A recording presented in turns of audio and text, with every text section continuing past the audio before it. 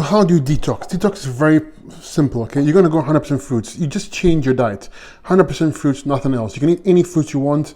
I love the citrus fruits, the oranges, because they are very astringent. They pull toxins, they break down mucus, okay? Mucus busting.